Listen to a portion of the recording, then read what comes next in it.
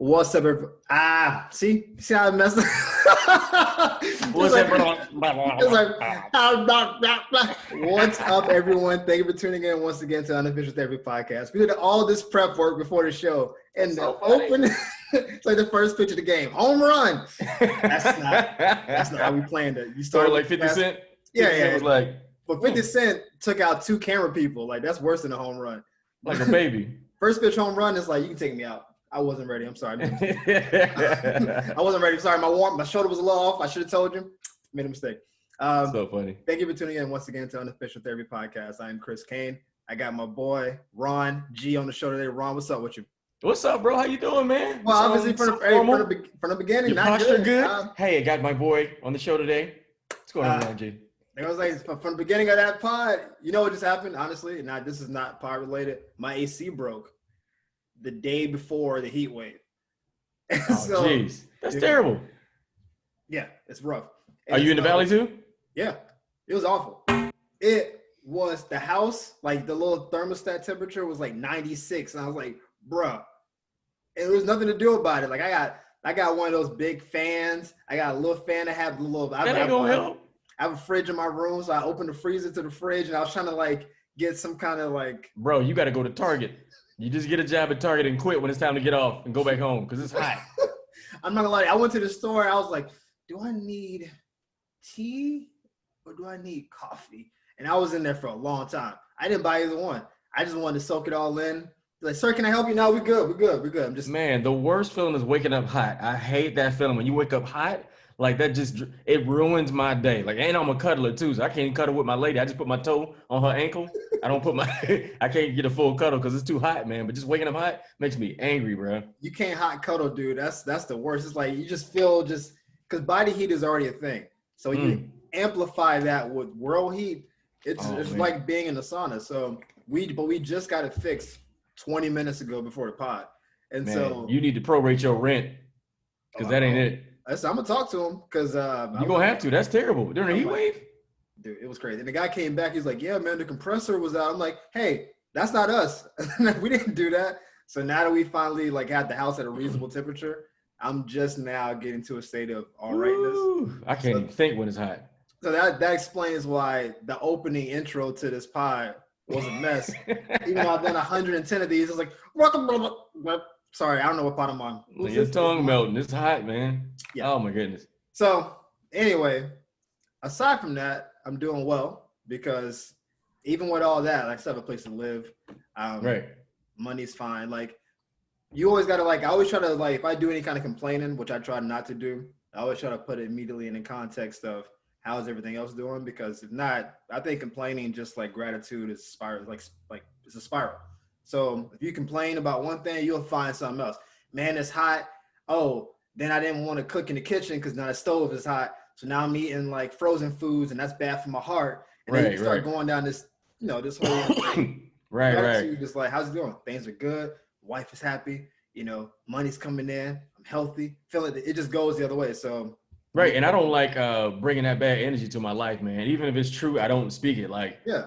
Even when my money ain't right, you never hear me doing broke jokes. I don't do no broke jokes. I don't talk bad about myself. And some people are their own biggest haters and they don't hear it because they think like words and spelling is the root word spell. And you casting the spell literally on yourself by talking about being broke, talking about your career, saying ain't no good people out here, saying everybody's bad, everybody's a dog, everybody's a hoe. Like you keep speaking that stuff and that's what you're going to get. Power to tongue, man. And you that's a bar. Like the whole spelling is a spell. Like I got a tickle in my throat. Sorry, it's fine. I don't have COVID. Listen, I'm COVID negative. Hey, we're both rolling right now. Yeah, I think. Oh man. No, listen. If you want to take a moment, I'll talk to the people. It's fine. Yeah, talk to the people. Give me 2 seconds. Yeah. It's all good. Hey guys, first of all, let me apologize for not being here for the last couple of weeks. How you doing, sir? I've been doing a lot of. I started a new pod with Marvin, which we're trying to figure out. How to market it and where to put it in terms of platforms and all that. So that's been getting off the ground. We've still been doing anime pods and it's just been a couple weeks. So I just want to apologize to you guys. We're back now. We're doing 2 this week. I'm so sorry, bro. Let's go. So let me just explain that moment. I'm so sorry. All right, let's go. I just had a new neighbor move in, this older gentleman, super nice guy. I've been in my building for 10 years when I bought my home. he is obsessed with the trash can. Every day he will knock on my door because the trash chute is right near my door and it's Mm. across from his. He will knock on my door and ask me about the trash chute. And so he put tape on it. And the other day, like it was like late at night and I was dumping the trash. He opened his door. I feel like he was asleep like this, like, who touching the trash? And came out the door and said, please put the tape back on the trash. And I was like, because the door doesn't close all the way. It's like a trash chute. It doesn't close all the way. And he just, this is 3 days in a row. He's knocked on my door and asked me about the trash. And I'm like, bro, I'm doing interviews. I'm online. I'm shooting videos, and he keep asking me about the trash. It's the funniest thing ever, dude. Are you here? It's funny now. I'll probably get mad in a minute. Hey, you close the trash? You That's it. Put the tape back on it. Like, but he's one of those people that he don't have no periods. It's just all commas when he talk. Oh. He just keep going. So you double dutching trying to get out. Like, hey man, I gotta go. Hey, I'm on a meeting, and he was just it's been 3 days in a row, and it's so. Oh Jesus! And you just start walking away from that. It's like, man. Yeah, I know. I know. I've been talking to you every day about the trash. And you just start drifting away from him, and at a certain point, people pick up on distance. His voice would pick up, but then you'll be backing away, and you'll just be like, all right, I guess he'll get back to me later. And old people don't wear their mask right. They wear their mask like right here. Yeah. You know what I'm saying? And he'll be talking like, hey, the trash, you need to. I'm like, man, first of all, back away from my door.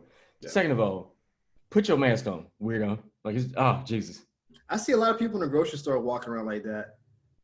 And they do it almost defiantly.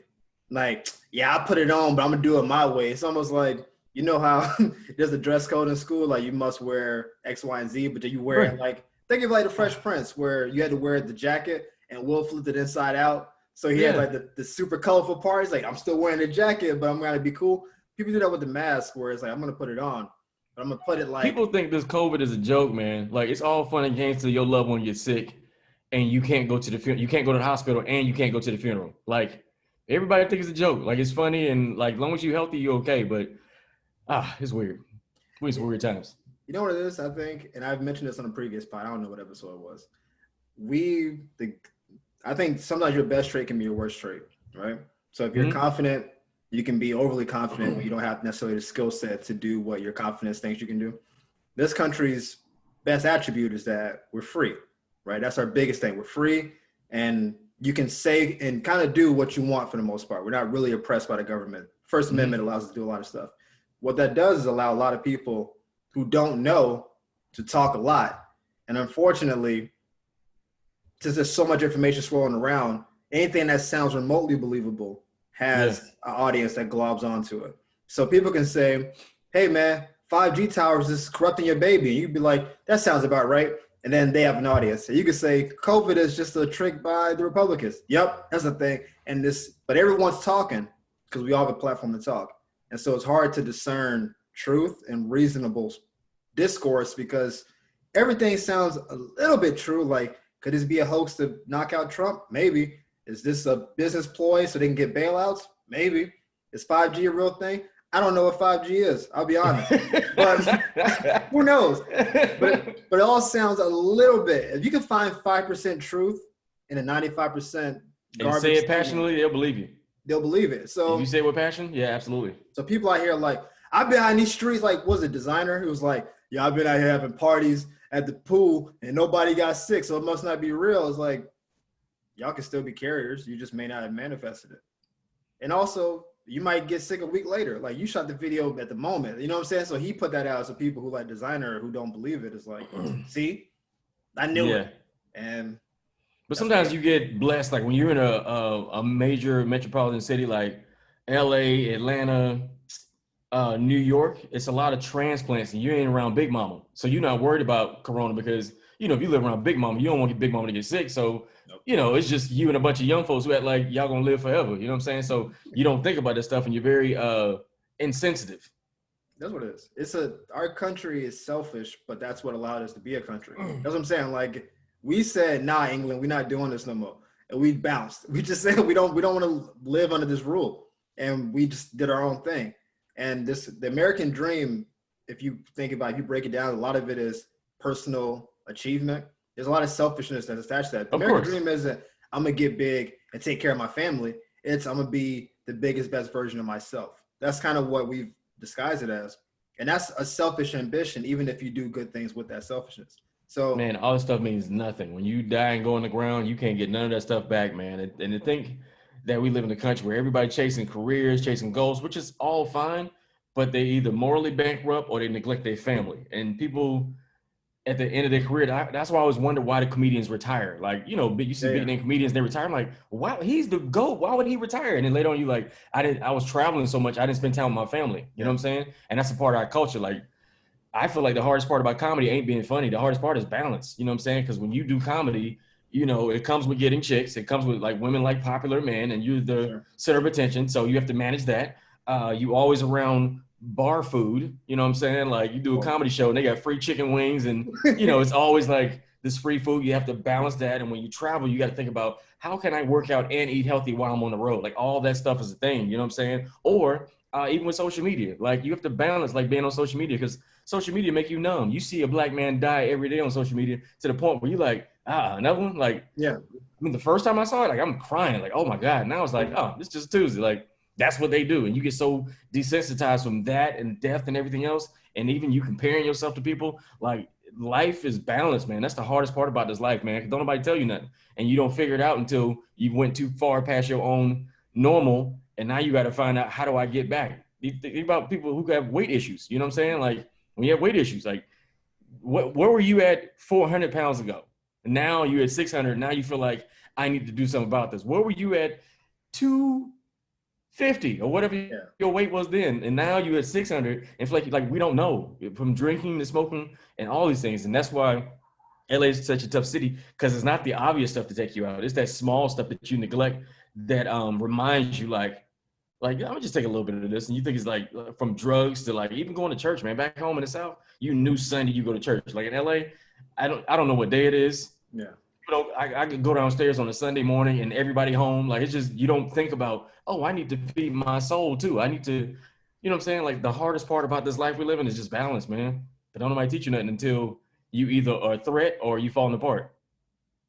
Listen, there's a lot to get into in that, and I'm happy you took us here because that's a deep topic. As far as the Oh, fitness, small talk, so we can go there. I don't mind. no, we're good. We're gonna listen. We're gonna unpack. All right. Okay, It's all like right. taking that. But as far as the weight thing goes, because I'm a trainer, that's a big Yeah. thing of us. The way that I've seen it for my clients is, as they're gaining the weight, they have anxiety about the scale, and so they avoid weighing themselves. So they'll go Mhm. from 200 to 250, and they'll feel clothes getting tighter. They'll feel their esteem going down. They'll see their face in the mirror, but they won't get on the scale because once they see the number, then they have to do something about the number. So it's like, I don't want to look at the number. Yeah, I put on a couple pounds, probably like 10, 15, but really it's like 25, 30. Yeah. But you can always subtract 10 or 15 when you don't know the real number. Mhm. Oh yeah, I'm a little plump, but it's the winter time, so I'm bulking. You can say all that stuff. And then at a certain point, I have this whole theory about like the rock bottom principle that I just think it works. I think it applies where people don't make any substantial change until they hit some level of rock bottom. And Mhm. in fitness, it's very easy. It's tangible. It's a weight number. Hey, your high school jeans you love, you pop the top button on it. Okay, I need to get in shape. Like you get on a scale, oh man, I'm 40 pounds more than I thought it was. Cool. This is the heaviest I'll ever be. And then those are the people who are the most committed. People who are like, I look kind of okay, but I can stand to lose 5 pounds. They don't get it. The The people fake who are like, unfat people. I'm so fat. I'm so fat. Like, if you yeah, don't get out of here. they don't make it. The ones who say, listen, my parents had diabetes. I just recently got divorced and I don't like the way I look and this and that. Those are the ones who make the most like biggest changes. As far Yeah. as, the rest of the things, until you lose your family, like there are people who don't believe in COVID, but until they have someone in their family die, they won't do anything about it. Because that's The rock bottom president, for them. Like the it's like, president lost a brother and he's still saying it's a joke. it's You lost your brother in 2 weeks after saying it was a hoax. And then I think you went to go play golf on his during his funeral. It's crazy. but I wanted to say that because you mentioned the weight part, but I wanted to circle back because you mentioned the balance part. And that's a big thing because you, unlike a lot of comics, like in our age range, are not only married, but you actually like your wife. And that's I a do. big thing. That's a big I deal. A lot of do. people are like, they point to the Yeah. finger, but whatever. So in your life, I know we're in COVID now, so you're home, you're doing this. But in regular life, how do you find a balance between your career, and we talked about this pre-show. You're at the cusp of being in that next tier where people, oh yeah, Ron is that dude. Like I'm this famous right now. I'm like right here. Like, how you look? Like, did I see you on something? Have I seen you before? Like, you're at that level, but you're one notch away. You're almost like Memphis Bleak. Jay-Z was like, Bleak could be one hit away his whole career, but I hope you don't get there. But Memphis was like, that's so funny. I know, Memphis that dude. But he was always at the cusp. People say he can rap tremendously. He's got all this. What's the song to get him there? He just never got it. And some people do get it later on. So knowing that you're so close to that level and you have a good, secure situation at home, how do you manage that? How do you manage that? Which part, the career or the home life? I imagine they both. If there's balance, I guess the answer is both. So how do you one is gratitude, man. Like, that's the thing I learned about quarantine and being married. Because it's one thing being married and you're on the go all the time. You know what I'm saying? So you basically like stop by to sleep and eat and hang out for a bit, then you go back to sleep and go back to work. But when you're on quarantine, you can't go nowhere. You have to find out if you really like this person. Like, that's how you really find out when you can't go nowhere and y'all stuck in a situation and the money a little funny and you can't work and you don't know when you're working again. Like, that's when you find out who you really got. And I feel like quarantine was on purpose by God to like, quarantine is like the giving us the receipt for what we signed up for. You know what I'm saying? Like, if you don't like yourself and you've been complaining about dating, you get to find out if you really like yourself during quarantine. Because you can't date, you can't really go nowhere. You can't trust everybody quarantined. So you have to find out if you like you. So all the stuff you complain about saying all men are, all women are, now you got to do it yourself. And people don't want to deal with that. And then for me, I realized just having gratitude. One is, like you mentioned earlier, like my money hasn't really changed since quarantine, even though I'm not working. I just feel like God has been providing me with opportunities and just dope things that happen. I shot a pilot the other day. Somebody called me to do a voiceover for a corporation. I had a corporate show. Like, so money's been coming in, even though I don't know how and when. But again, I've sown the seeds and put the work in, and I have to be grateful. And the part about being married that makes it tough that people don't talk about is when you get a new car, you want to wash and clean that thing every day. You know what I'm saying? You cleaning the tires, you make sure you park it away from the curb and away from, you park it in, over 2 parking spaces so nobody hit it. But when you get married, you got to remind yourself, like, you pursued this person and you chose this person. Be grateful. Think about the times when you were single and you had to eat out of a bag every day. Now my wife cooking breakfast, lunch, and dinner, and I'm acting like this is how it's always been. Like, no. I need to be grateful. Like, thank you for waking up breakfast in bed. Thank you for like making lunch for us.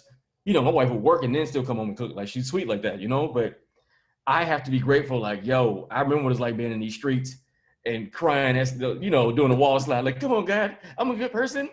I know you love me, and I just want a good woman, and I'm tired. I just women treat me like this. Sour right now. What is like? Hey, Cookie Man, I can't do that with you now. Hey, God. I mean, I love you, and I remember those days, bro, where it was the girl I like, and I would bring her a rose to her job, but she wouldn't commit to me because she was dealing with a dude who would pay her rent, who had a whole other family. You know what I'm saying? Like them kind of days. Yeah. I was like, bro. So just to be grateful during these times, what helps me and reminds me, like, yo, don't get too ahead of yourself. I know you want this career stuff, but it doesn't matter what the streets say. It matters what your wife say about you. It matters what your family say about you. Because it's easy to be praised by the streets, but when your family say you're dope, like, that's special to me. Or in comedy, like, I love this comedy game, but I'm learning how to evolve. I'm being grateful, like, yo, I still got income coming in. And because I'm doing these videos, I'm getting phone calls from people like, yo, you're hilarious. I just thought about you. I got this project coming up. I just saw your video. And like, just those small things, like, yo, like, just stick with it. It's just consistency and balance. That's what this life is. I like it. So I guess let me try to bring that whole thought. So your whole thing is, if you take care of home, you stay grateful, the career is going to take care of itself. So you're not necessarily, yes, you want the next level or whatever, but you're not going to do that at the expense of your home life and your happiness. So you're just going to keep putting the work in, and it's going to get respected at the appropriate time by the appropriate people. And then it's going to do what it does. Yeah, I've literally done the work. Like, I know I've done the work to be a dope comedian, actor, voiceover, host, warm up. Like, I've done so much stuff in this game. Like, it's just a matter of timing now. And again, the thing that I mentioned earlier is it's all mileage. Like even my relationship, people are like, oh, you got such a dope relationship. Like me and my lady, we put in the work. Like I go to therapy. You know, her and I talk the way we talk. Like we work on our relationship because my job was to make sure my home is the safest place on the planet. And I grew up in a household watching my parents curse each other out, and then they slept in the same bed. And I'm like, that's cool, but I don't want that. I want to like my person. I want my kids to see me and my lady argue and then kiss when we're done, and it's okay. Because sometimes when you don't see that, you don't know how to do that in a relationship. You know what I'm saying? So we work on ourselves, and I work on my craft. So again, it's mileage. You got to put the work in, and every man has the ability to create the life, the love, and the career you want by your words. That's why I say words matter. I talk kind to my wife even when I'm mad. I still, show reverence and regard, and I don't talk reckless to her on purpose because I want her to learn that I set the standard for this is how we treat each other. Like this is what we do. And even in my career, I never speak bad. I have bad days sometimes, but sure.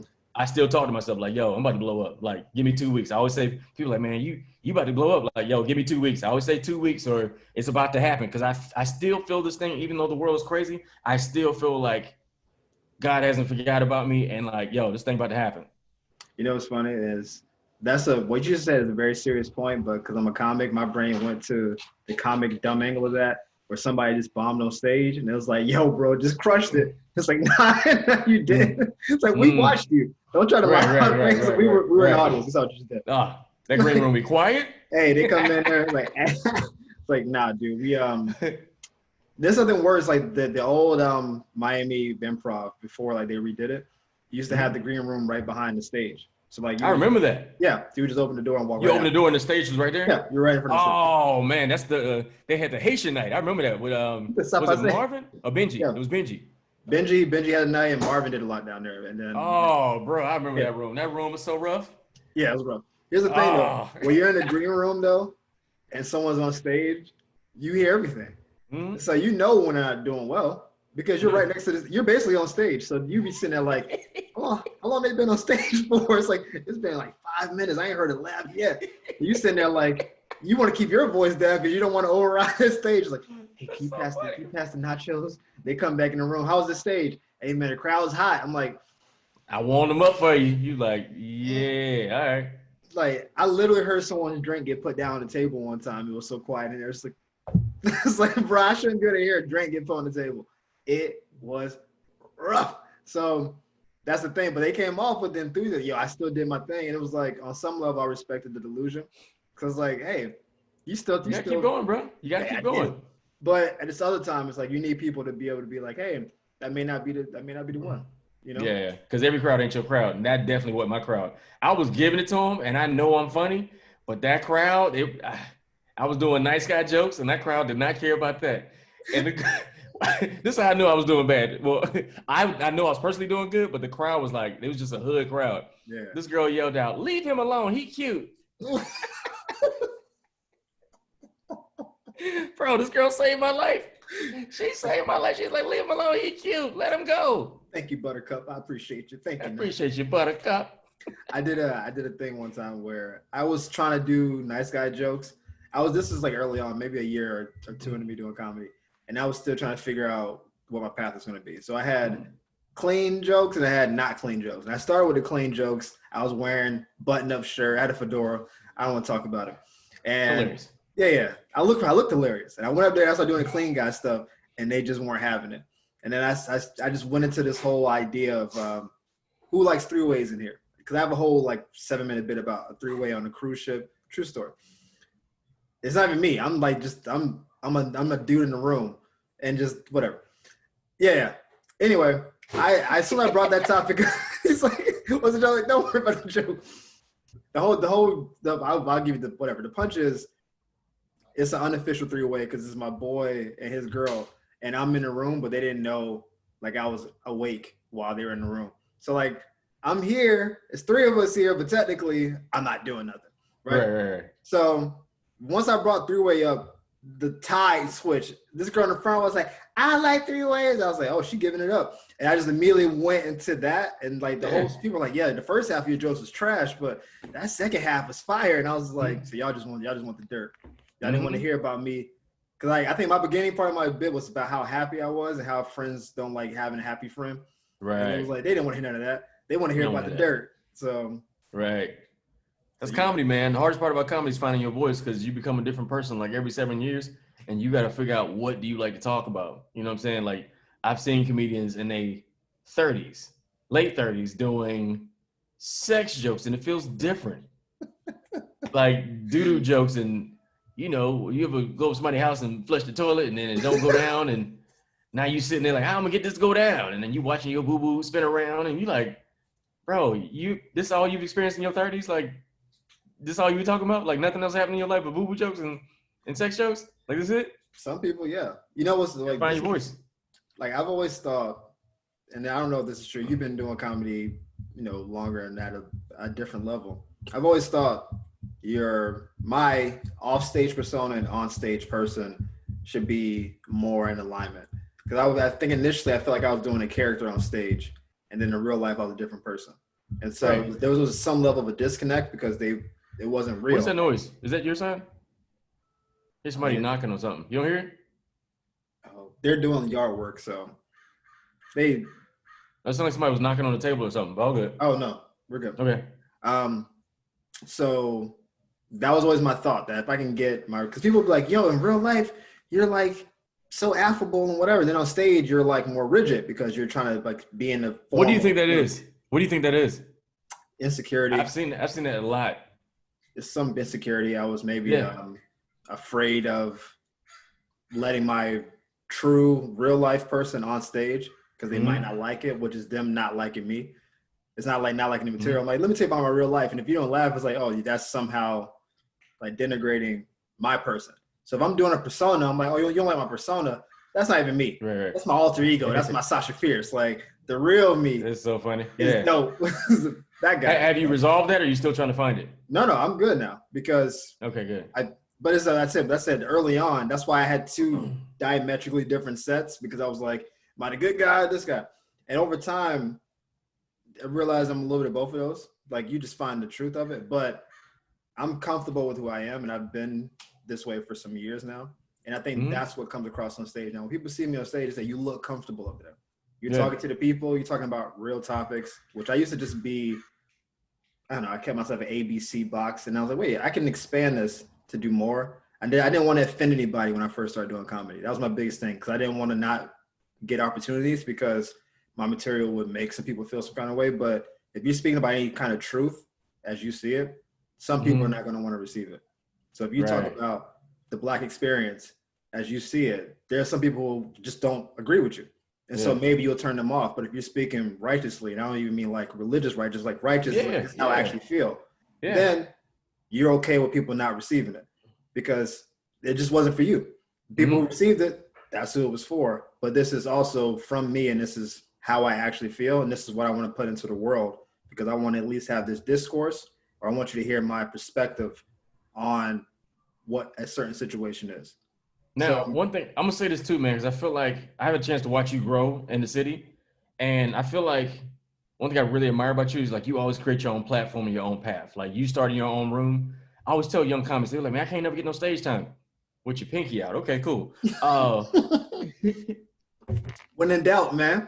Come on, man. It's that old SpongeBob episode. That's how fancy I am. I want to let them know what's on. Oh, man, I feel like you are one of those cats that don't wait on nobody. Because, again, like I feel like a lot of young comics be like, yo, man, put me on or help me get up. And I was like, yo, if you don't get up, stop complaining. Like, find your own room. And you've done that. And I tell young comics, too, like, you starting a room is you're bartering with other comics who have other places that you can get up. You know what I'm saying? But watching you do that, watching you do the show we did online a while back, man, I just thought, like, it's so dope. You're not waiting on nobody. Where did that come from? Like, you always had that kind of hustle, or is it the frustration thing where kind of like we talked about with the weight thing where you like, instead of me waiting till I hit rock bottom, let me just create my own opportunity. Is that where it came from? Or like you just always had hustle in you?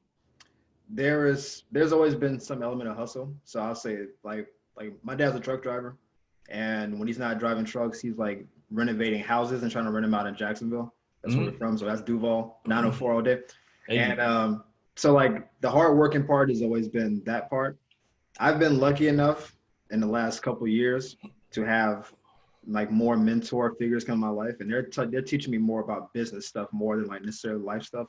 Mm-hmm. And the business side I see is more about ownership. That's the thing that I'm like moving myself towards, where I, like you, heard a lot of comics talk about, oh man, put me on, man. I'm better than these people, I'm better than these people. And I'm one of those people that says, if you think you're better, then prove it. That's my cloth that I'm from. If you want to do a special with Netflix and they don't want to finance it, you shoot your own and be like, it's in the can. You watch and tell me if you want to distribute it or not. Like that's my mentality, because people who can pull you up and put you on, they come from two camps. Either they genuinely want the best for you, or they think you're not as good as they are, so they can keep you sunned in some way. There's not a lot of people who want to put you on just on altruism that think you're better than they are. You might supplant them at some point. That's not really human nature. So it's like, yo, you might be better than me. You want to come on a road with me? Like that doesn't right. That doesn't really go. So like once I think people aren't gonna like really hold me down unless they think I'm beneath them. I don't even want that give out anyway. What I want to do is make a movement, make a path, make my own thing. People come to it, and then the buzz starts. So then when I talk to other people about, hey, let's be on the show, then our conversation is different. I'm not coming with nothing backing me. I got some equity. Oh yeah, you run that one show that I heard about. Yeah, you got some. I know about you. Yeah, you could be on. I'm not begging you to be like, yo man, I promise. You want a reel? I can send you a clip of me. I promise I'm nice. It's like, no, your name speaks for itself. Right. It's because of the work you put in, because running your own show, just like a business, there's some lean moments. I marketed a show for 6 weeks one time and 5 people showed up. You know how hard that was to the comics? There was 5 comics on the show and 5 people in the audience. And we were just like, all right. But then the next show, 45 people showed up. Same work ethic. Do, bro. It's just what we do. It's the game. And I had to really coach myself on not being dejected when those 5 people showed up because of the money I put in, the time. I made physical flyers. I made online flyers. I did the Facebook boost, IG. Like I spread it. It was a Tommy gun. And no one got shot. It was like people were just like dodging bullets. I was like, hey, y'all miss all the bullets. Right. And so it's just a matter of people aren't going to do it for you. If you can do it yourself, you should try to do it yourself. If you can't do it yourself, then yeah, lean on people to help you out. That's kind of maybe if I had to like kind of put it into like a little nice bow. If you can do it yourself, if you can get yourself on stage and you can, like, I very much plan on taping my first special solo. And I'm going to put real money behind it. Like, 5-6 cameras. I know the angles that I want to have. Triple, the 2 sides. I know I want the lights to be. Maybe the size of the room, 100 to 200 people. I've already been mapping out how I want that to be. And it may cost a few thousand, whatever. But when it's done, it's going to look real. It won't look like someone had a cell phone shooting a Cloverfield special. It'll look like, oh man, that's a flip phone? Is that what this is? I still got a flip phone. That's not important. But it'll look like playing Snake. Yeah. Crush a snake. But it'll look like this person is serious about their craft, because not only did they shoot their own special, they did it in the right format with the right amount of money behind it, edit it properly. Yeah. This is a person that we can do business with because they're serious about their business. LA's a very weird place, man. This is the only place I know where when you're unfunny and you're trying to find your voice and like you're trying to figure yourself out, you get all the advice in the world. And then when you get funny and you kind of find your look, because LA too, like I came out here so country with cargo pants on, like just country. I didn't know no better. But then I found my look, I found my swag.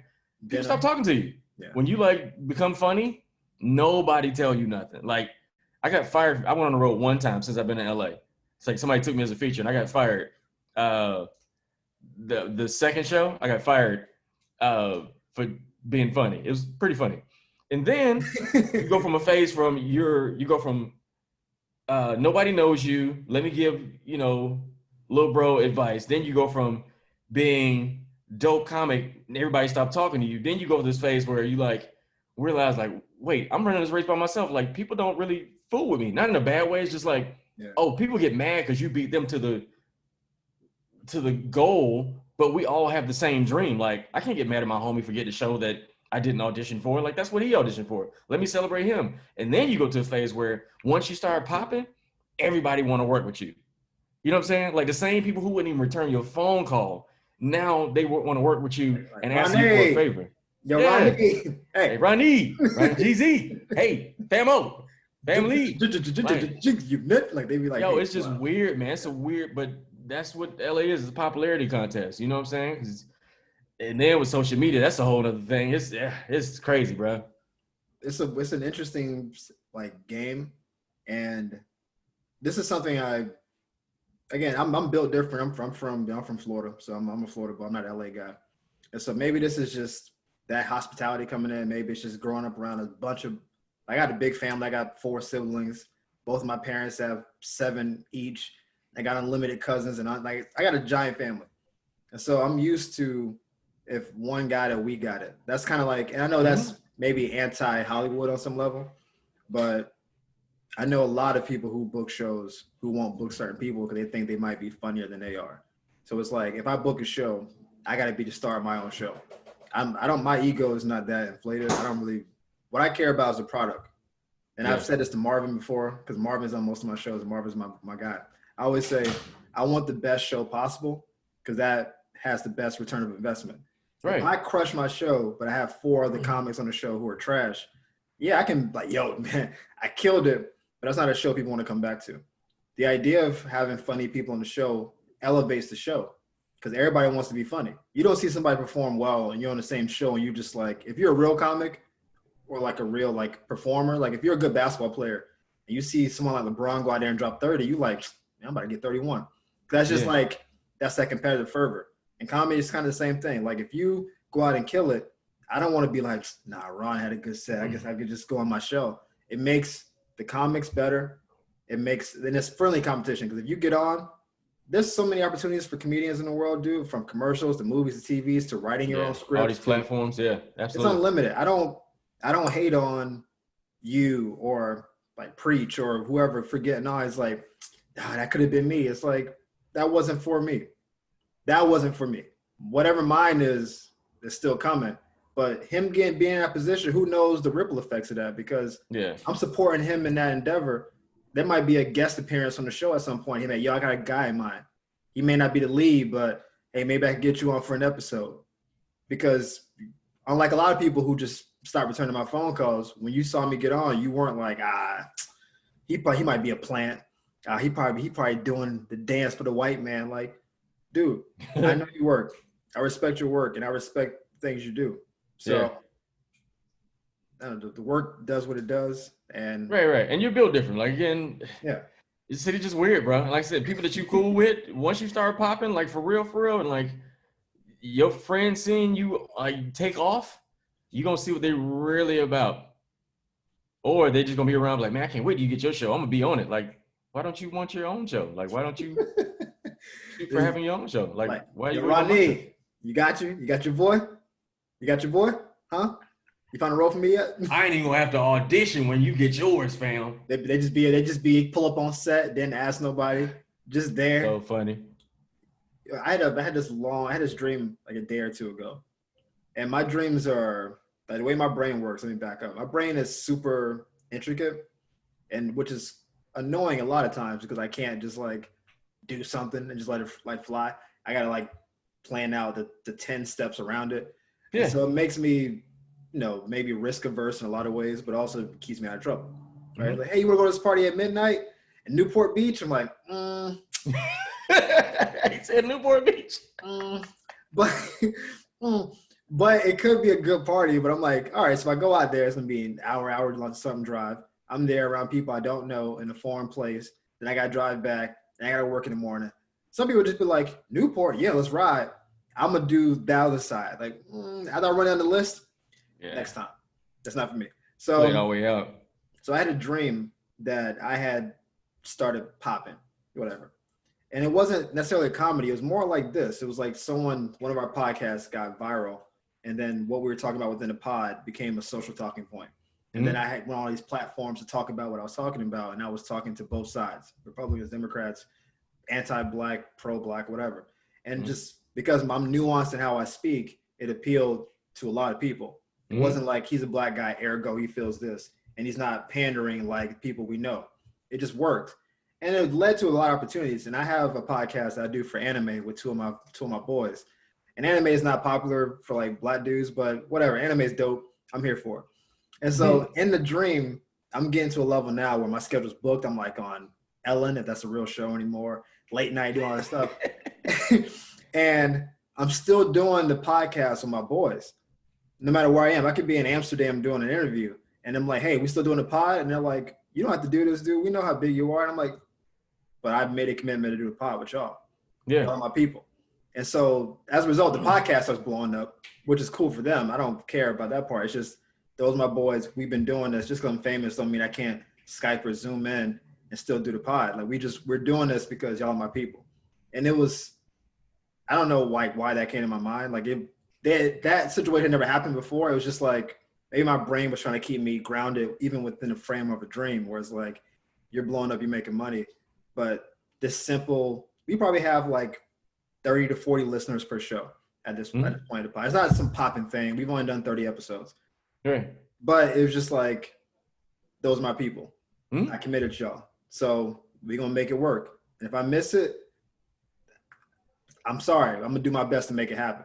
Yeah. It was an interesting part of the dream because that part was way more significant than me making it as far as the dream framework was. And I woke up like, that was a weird dream. Then it made breakfast. Yeah. It was my life.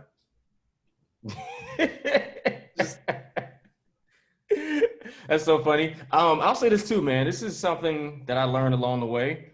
Loyalty is a really dope thing. We always talk about that in the hood, but when it really comes down to it, are people really loyal to you? Because you can be as loyal as you want to whoever. Yeah. But if they ain't loyal to you, like, it makes no sense. I had my first agent out here. She's the one who like found me or discovered me because I did this TV show and she was the first one to like believe in me even before I can act. And me and Tiffany Haddish had the same agent for a long time. And Tiffany started taking off. And she saw me one day and she was like, yo, when you gonna leave that agency? And I was like, I don't know. I'm just, I'm here. Like she believed in me before I even like took off. And she was like, yeah, loyalty might be your problem.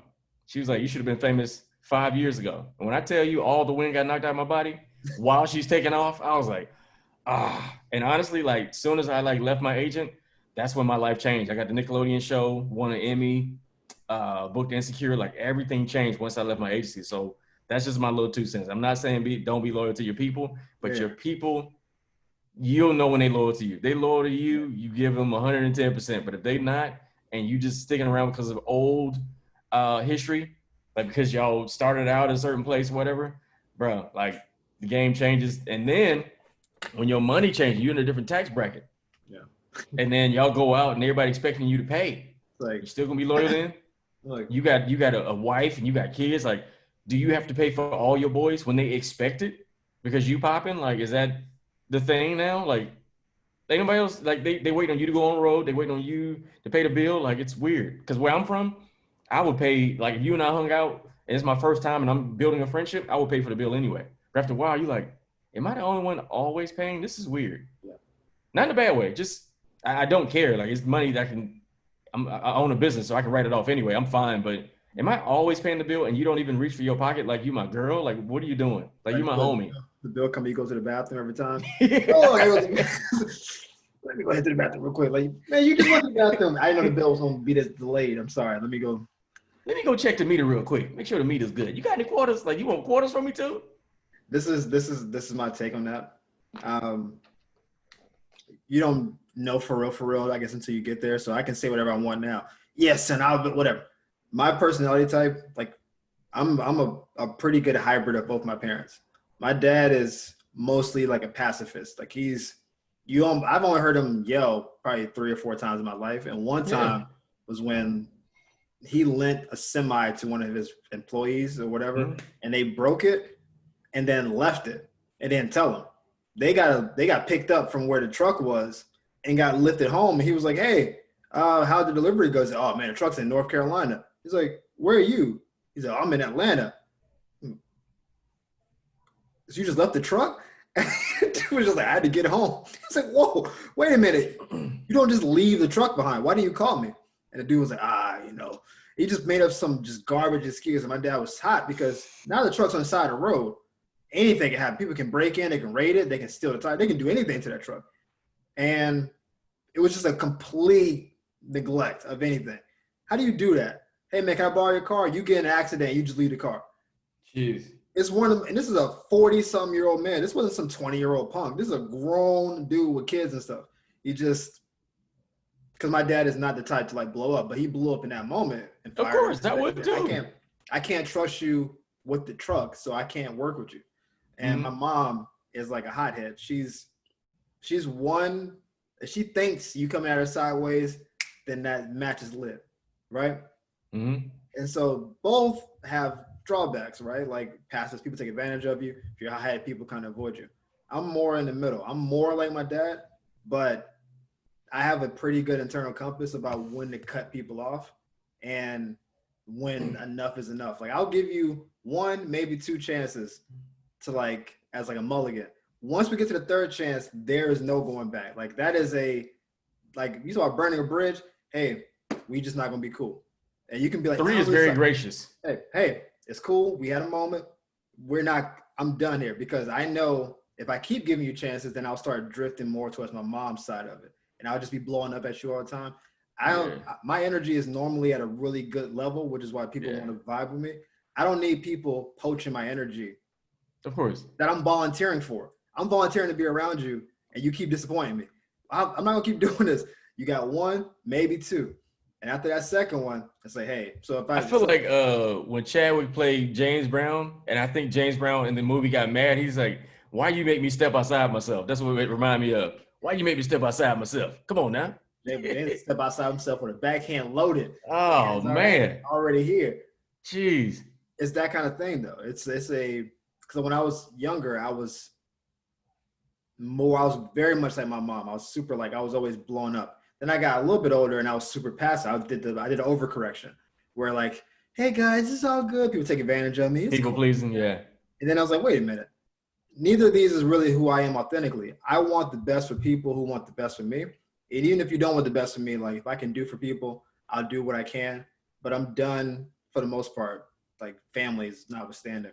Stepping outside myself when it's not appreciated. Because I think people like appreciation. You don't have to even get me back. But if I know that you appreciate what's happening, we're good. If I feel like you're taking advantage of me, which I've had friends do and family do, hey, I'm not doing that. I'm not, hey man, I know you're a big LA dude. No, I'm not. Nope. And I don't feel bad. I used to feel bad about having boundaries. And there's a good book called Boundaries that if you haven't read it, you definitely should. It's written by like a psychologist and a pastor. So it's like the science and the biblical part of how boundaries should be implemented in your life. That's dope. It is good. And I used to feel bad about setting boundaries because I felt like if I'm setting a boundary, I'm pushing somebody away. But really, you have to set boundaries with yourself, like things you will do and things you won't do. And then with people around you, because if you don't, people will run through you. And then you'll be left with the debris like, man, everybody's running through me. But you allow them to run through you. Yeah. You have to set boundaries early on in the process and not let them get all the way to the castle. That's what moats are for. The moats are to keep people out of the castle. So teach people how to treat you. See, you say you just sum that up all clean. That's very TV of you. Very. You teach people how to treat you. You teach people how to love you. It's that simple. So but that's the part of life too, to figure that thing out. Sometimes you don't know. Because again, I used to be a fixer. In my dating, I used to be a fixer all the time. When I see a little wounded bird, I want to be like, hey, look, I'm not like the other guys. I'm a good guy. See me? I'll make your life better. I promise. I won't hurt you. And then you wind up not being yourself because you like managing fears instead of like being yourself. And it becomes something else. And then you become toxic trying to save somebody else. But I learned to throw ropes. When people are drowning, I throw ropes. I used to jump in the water, but now it's like, here's a rope. Oh, you don't want the rope? I don't know what to tell you. The rope is tied to the boat if you want to pull yourself up. But if you don't want the rope, it's fine. It's that thing of leading somebody to water, right? It's some people, this is something I didn't realize until like maybe a few years ago. Some people don't want to do better. And it sounds like such a very simple concept. Like we all, I think instinctively know it, but some people don't want to do better. Like even if you give them a path better than what they're on, they rather be where they are and complain than actually try and do better. They just don't want to do better. They like the idea of doing better. Yeah, it'd be cool if things worked out better for me. But when you say, hey man, like you got a business plan, Nah. Hey, have you read any books on it? Nah. Have you researched anything? Nah. But you want to start a business? Yeah. If I had a business going, that'd be cool. But you haven't done any of the work. You want me to recommend? I know some, but you want to recommend something? I'm not really big on the reading side. I don't know where we are. Where does that leave us? Right, right. You're talking about the things you want to do. You don't want to put any of the work in to get there. So that tells me you don't actually want to get better. You just haven't been real with yourself to say those words. Yeah, and they actually don't want the accountability because once you say I'm going to do something and you're around people like yourself and myself, like if you're a grown man and you're able to work, why are you complaining about something you can change? You know what I'm saying? And I feel like some people build their life around their pain and their pain becomes their business card. When I hear somebody say, all men are or all women are, you're the common denominator. If I hear you talk about F boys and say all dudes are F boys, when you met him, he was eating McDonald's. He didn't have a car. He lived with his mama. Yeah. You chose to be in a committed relationship with him after you saw everything you saw. You got pregnant by him. Now you're mad he won't take care of the kid. And he's an F boy. There's no accountability in there for you. Like,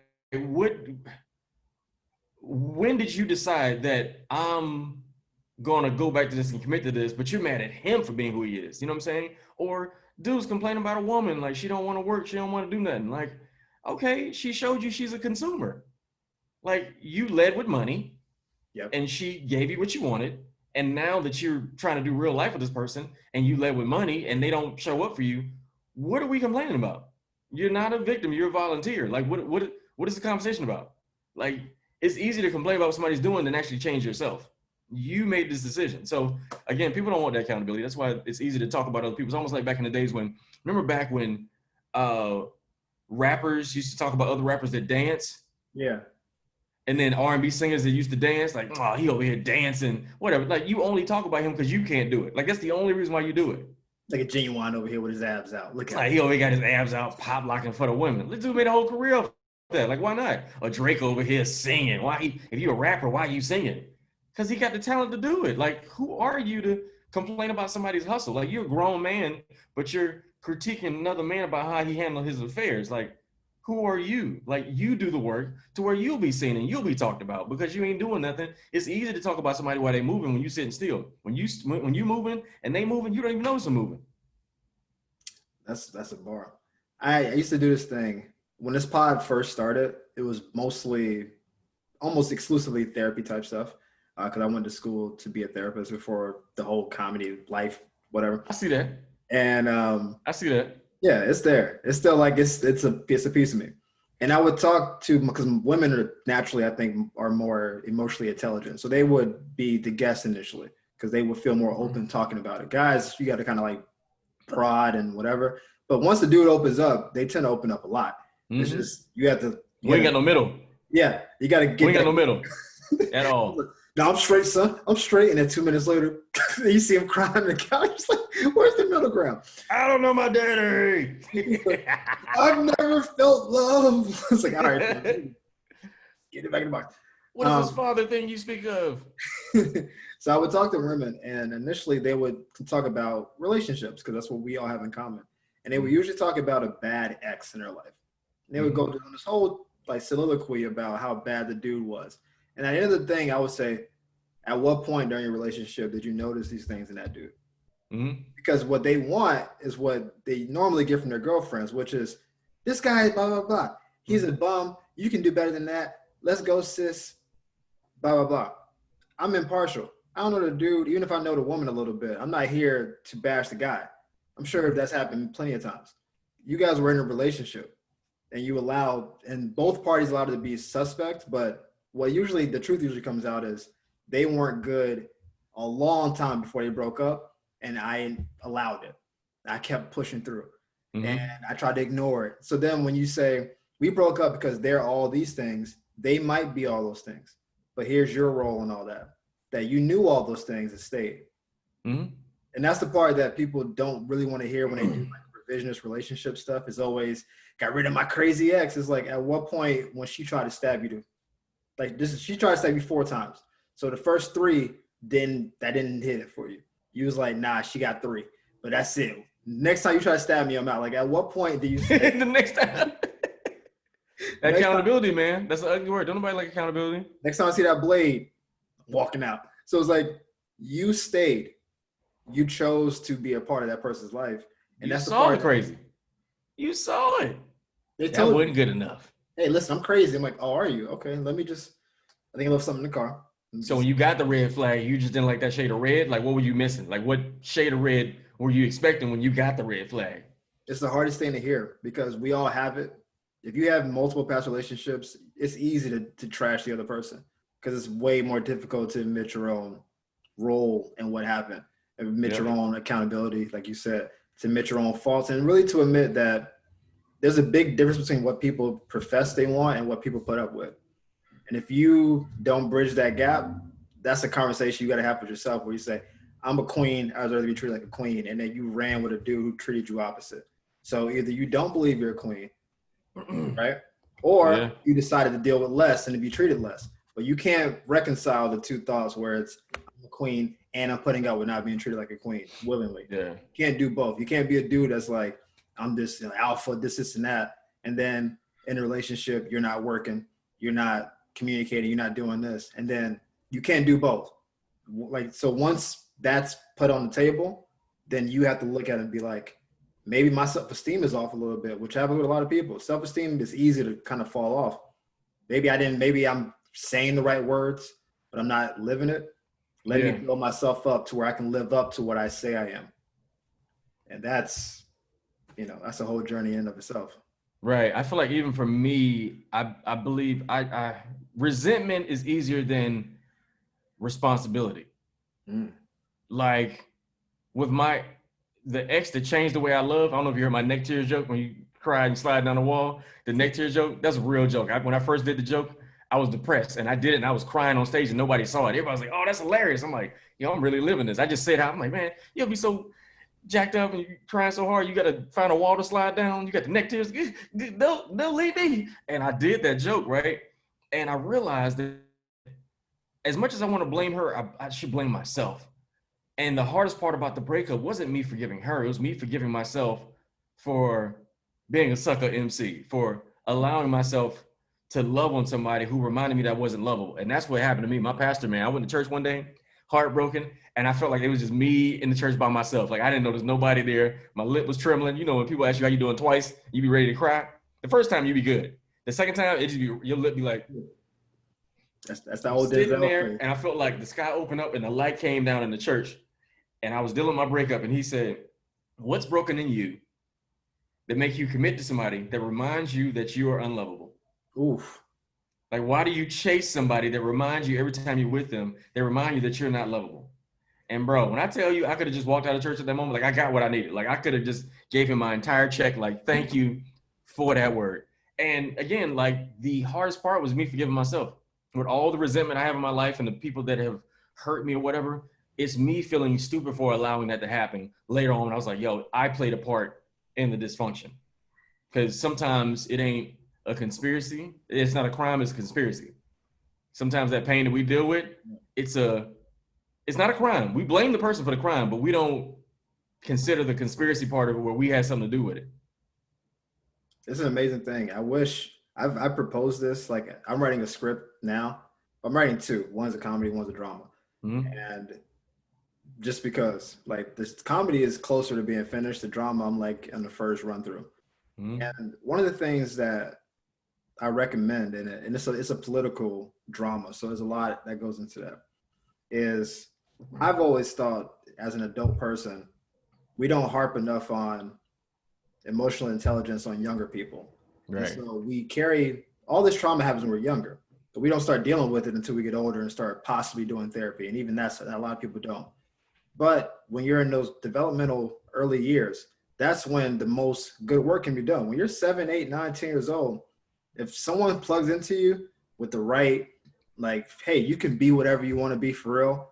Let me start showing you college brochures at like 9 years old. So if you say, oh man, like, because some kids, you don't think about college till you're 16, 17. Or you come from an area where people don't do school, or you don't see success outside of rap, drugs, and athletics. The show Like I had my pre-calculus teacher my junior years in high school was dope because I was at a little magnet school because I'm a nerd, which I'm fine with. And he showed us compound interest in 11th grade about bank accounts. And I had a microeconomics teacher and an economics teacher the year before that. We never even got into it. Talked about supply and demand curves and all that stuff. But my math teacher was telling me, if you put this much away and it compounds at this yearly, 20 years later, you will have this much in the bank. And he just did it. He just did the math. And we had never heard that. We're doing, pre-calc. Like, so we're all math guys and girls. And when he did that, I was like, how come I didn't hear about any of this ever in life? I've heard about having a bank account, savings account. You just keep it in there and they give you 1 cent, 2 cents on it. Like extra 2 cents a month. Hey, you got that interest payment, but it's like, he's like, no, like you find the right account that compounds the right way. You can put, 100, 200 in there. And once you're a college level person, that's not a lot of money. But by the time you go from 18 to 30, you may have 10, 15 G's in there. And you don't even think about it as like a thing because we don't think that far into the future. But when he said that, that even changed. Like I got a 401k as soon as I could. I've had mine for like 8 years already. And it's doing this thing. But I only did it because once it came up, I said, oh, I remember my teacher telling me about what this is. Because I always thought that's some old people stuff. That's old white people stuff. This is a black math teacher who told me this. And I was like, I remember. And so when I did it, and now when I look at it, I get my monthly updates. It's like, your account's doing just fine. You're ahead of, I'm like, all right. I see the number in there. I just know it's there. And it makes me happy because it's a passive decision. The money just goes, check it monthly, make sure it's doing all right. Yeah. But when we're younger, we're not told how to manage money. We're not told. That's why we go into debt so easily. We're not told about credit. I've never taken a class on credit. I took a marketing and a business course in college. I have a business minor. Never talked about credit. Never came up, not one time. And I was like, how's that possible? So funny. How's that possible when that's the thing as an adult? You realize it's like the linchpin for everything. I got $100,000. You got a 400 credit score. So unless you can buy it cash, you're not a. I got a better one for you. I'm an accountant. My first job out of school was an accountant. I can't even do my taxes. I've never taught to do my own taxes being an accounting major in college. Like, they don't teach you that stuff. I was going to say, also, and to piggyback on what you were saying, I feel like parents always teach their kids, and I'm not a parent, but this is something I learned along the way, they teach their kid that education is the most important thing, but they don't teach their kids self-awareness. Self-awareness is like golden. If you're self-aware, like you and I, we can make millions of dollars by just being self-aware and like knowing who we are. As a comedian, you have to be a student of life. And the clearer I am by who I am, the clearer I am on stage. Like the people all the comedians that we admire, like Patrice O'Neal, Eddie Murphy, Richard Pryor, they're clear about who they are on stage, and you like love them for that. Like how transparent, like Richard Pryor talking about smoking a crack pipe and setting himself on fire, or you know what I'm saying? Like all these, like the brilliance of Patrice O'Neal doing a sexual harassment joke, but you don't feel the bite in it. I harass you. Right. But I'm saying, think about it. You teaching your kids to have an education, but the same little girl with a doctoral degree can get all her money taken and get hustled by a dude who didn't even finish high school. Yeah. Or the same guy who was taught that education is important, he's a millionaire, but he's dating a woman who he gets pregnant and she takes all his money. You know what I'm saying? Like, if you're not self-aware, but you're taught to get an education, you can squander your entire future by the one decision, like one wrong decision, dating one person. But again, we're not taught that. You're not taught like, yo, you need to find somebody dope you can build with. Not just because they cute or not because they fill a void or a hole. You got like a hole in your spirit. Like, yo, you got to find somebody dope that can change your life. And I just feel like I see people who are really dope and get hustled by people like, yo, he don't even have a degree and he's hustling you. And you went to school all this time, got your master's degree, and this dude is tearing your car up. He done started the mileage over on your car. And you done bought him a whole truck and everything. I was watching this show called love after parole or something like that. No, no. And all these people, and literally all these people was like falling in love and marrying people while they were in jail. When they got out, they would buy them cars, they would buy them houses, they would like it was. And I'm like, you have your own business, but you're in love with somebody who's in jail. Like they've been in jail most of their life, and you're in love with them. Where's your self worth? And the person in jail be talking down to them, and I'm like, where your parents at? Who taught you that this is okay? Who said this is okay to somebody who don't even, you shouldn't even have a conversation with, can talk down to you. Now you feeling bad about yourself because you can't give them an allowance of $3,000 a month and they've never worked in their entire life. It's a scary situation. And I have nieces and nephews. I don't have any kids either. And my nephew is just starting school. My niece will be starting school next year. And I think about all these things that when you're young, we don't learn as men, as young boys, we don't learn conflict management. We learn the hands. We learn fighting. We don't learn how to be able to say, hey, someone at school hurt me or whatever, or I'm feeling this kind of way. We don't learn that kind of stuff.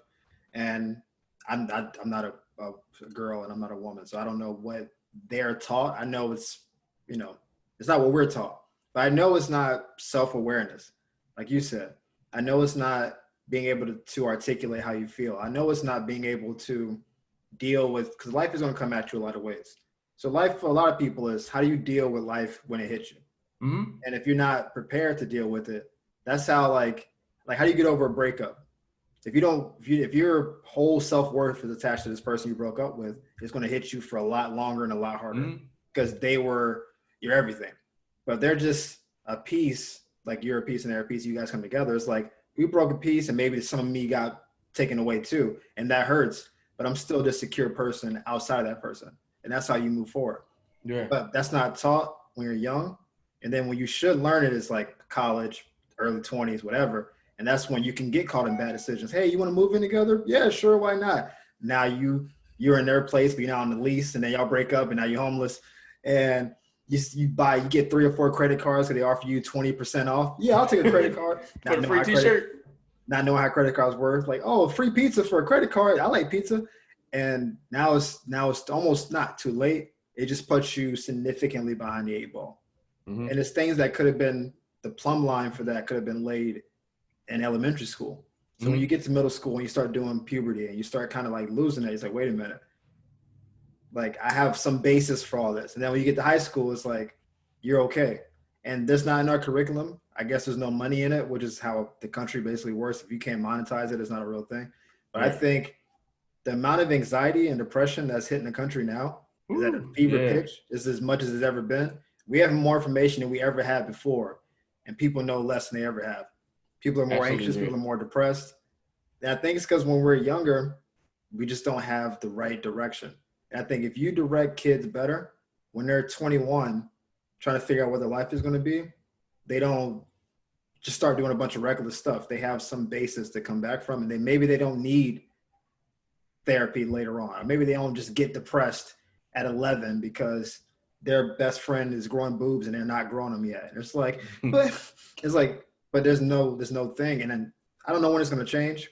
It'll change with us, man. I believe our generation will change. Like the level of emotional intelligence. Like I feel like you and I are like in the middle of old school play outside kids versus laptop babies. Like we somewhere in the middle. And I feel like we got the best of both worlds because I grew up going out playing outside. So you get social skills and you get bullied and you fight. You learn how to fight and communicate. And we was the product of parents who were like, you be tough and don't cry and all this other stuff. And then you meet a girl and now she needs you to speak on emotions that you ain't never touched before. And then we're not laptop babies where you don't have any interaction at all. You just all social media and all texting your mom, hey mom, what time is dinner? You know what I'm saying? Like, so we get a little bit of both. And I believe we're the generation that's going to change that. Like we get a chance to like change the DNA of our kids and teach them about emotional intelligence, teach them about self-worth, teach them about being financially responsible. And we can leave money to them and life insurance and leave a home to them. Like our parents didn't do that for us. They tried to figure it out. They just trying to get through the day. Like shut up and go in your room and watch TV. Like that's your, hey, you a kid, go in the room. We about to go drink and, go in the room. We got company coming over. Like that's our generation. parents got that going in the room off for generations. When Oh you go in man. your room, you just imagine what's happening on the outside. Go in your Oh room, man. like what are they doing out there? You never know what's going. Right. Playing spades, drinking. You try to peek out. Go back in the room. So, Right, right, right. I just Right, want to right. know what's the adventure. You But being nosy. Can I have some juice? Boy, if you don't get back in that room, okay, fine. I don't want no juice. everybody Can I look have at some water? Can I have some water? you. Or Ask you water after just you had went in some the room. water? Didn't you? You asked after Yeah, you you went in just the had room. water. I want you peeing in the bed. They don't need no water. Okay, yes, ma'am. But Ron, we're gonna wrap this up. Where can people find you on social media and stuff? Because I know they want to catch your videos, catch your vision, catch your little Revron speak Hey, thanks, PSA. man. Hey, Listen, you've been following me, man. bro, I I appreciate it. follow. I mean, I'm a Thank fan. you, bro. I have so much dope stuff happening right now. If you don't mind, please follow me at comedian Ron G on everything. Comedian RONG. Every Thursday night, I do a really dope game show called Couples Couch. If you're in a new relationship or been together 20 years plus, we do couples trivia. Super dope, fun show. You can actually win cash and prizes, like if you, for real, cash and prizes if you participate. On Sunday, we do Virtual Chocolate Sundays, which is the Chocolate Sundays comedy show that we used to do at the Laugh Factory. Now we do it via Zoom. We got DJ, we have an after party. Like, it's super dope, a lot of fun. Please check it out. All the details is on my Instagram, comedian Ron G, and also my YouTube as well, which is comedian Ron G. But if you go to my Instagram, there's a link in my link tree in my bio, and it has all my links on it, and I would really appreciate that. There you go. Plug it up. Ron, this has been dope, man. Happy to For get sure, you. I man. don't know why we didn't do this before. It just hit me like after our last show. I was like, why isn't Ron been on the pod? We've had talks in real life. We And friends, man. you know, everything happens in due time. It happened. Right. But thank you for coming in, dropping knowledge, dropping some bars, and for some laughs. I'm sure people got a lot from this pod. I did. No, I'm man, me taking too. notes. It's like cut off all your friends. No, you keep on one or two. It's like no, I've lost some friends, but Oh, it happens. it happens, and it's not the worst thing in the world. But thank you guys for tuning in once again to Unofficial Therapy Podcast. We will be back very soon, doing another pod tomorrow, actually. So you guys are going to be getting a double dip because I've been off for 2 weeks on this pod, and I really apologize for that again. But more content is coming. I don't do as much as Ron's doing right now, but there's some stuff in the works. We're writing some stuff. We're writing some stuff. Ron is actually making me step my game up. So I'm writing some stuff because I want to do more content because I don't love social media generally. So it's like trying to reconcile that with the fact. I hate it too, by the way. Just know it. I don't have the luxury of not. Yeah, that's what I'm saying. Yeah, I'm not doing it right now. So I want to get on it more so. So there'll be more stuff coming soon. I'll let you guys know. Thanks for tuning in. Tell your friends. Catch us on YouTube, Spotify, Apple Podcasts, and soon Amazon Podcasts. We're all over, and we'll see you guys next time. Cheers. Hey.